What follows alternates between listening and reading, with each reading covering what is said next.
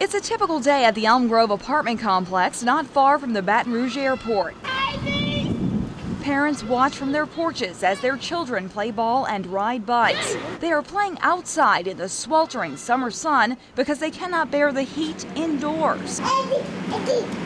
A small fan keeps Charisma Williams and her 3 small children cool. My children, they have to suffer every night for that, and most of the time during the day too. Williams says her air conditioning has not worked in 3 months. She says the heat has made her infant daughter sick. It's been multiple occasions where I had to actually call the ambulance for it to come and get her. And if the heat wasn't enough, her apartment is crawling with critters. It's a lot of them.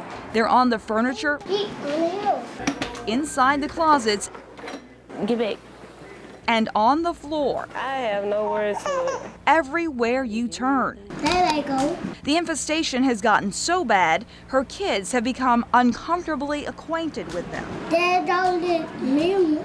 That's a mean one right there, Ma. Life is tough too for Candace Robinson. You only have one sink in a.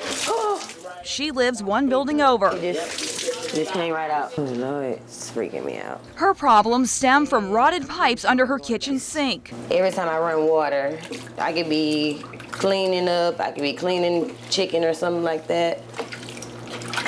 Anytime I run water, it leaks. Washing dishes has become a nightmare. She uses a bucket as a catch basin. But even it cannot hold the dirty water that surges below. It overflows into her cabinets and pours onto the floor, flooding her kitchen. Every time. Cleaning up the mess is a 2-person job. It includes switching out pails and dumping the dirty water into the bathtub. How many times have you complained about this? Like 3 or 4 times. And that's just 1 round of dishes. Drop down in the tub while you're using the bathroom. Downstairs, Latasha White is fighting to keep her ceilings and walls from crumbling under the pressure of an upstairs tenant's leaky AC unit. She says her apartment has already flooded once. Came this high off the ground, and the office let it soak until the door was falling apart.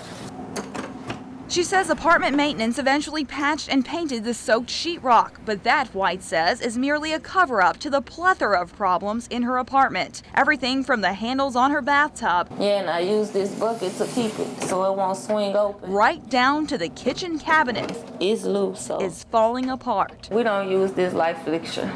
And I don't even check the smoke detector battery because it's on the wires.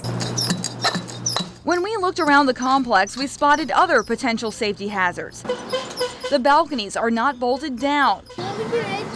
Wire clothes hangers bind the protective screen barrier to the rails. Something needs to be done about it. Exposed wire dangles from electrical fixtures. Security cameras around the property are cracked. So are many of the apartment complex windows. Residents say not only are they disgusted, they don't feel safe here. What's it really like living here? Yeah.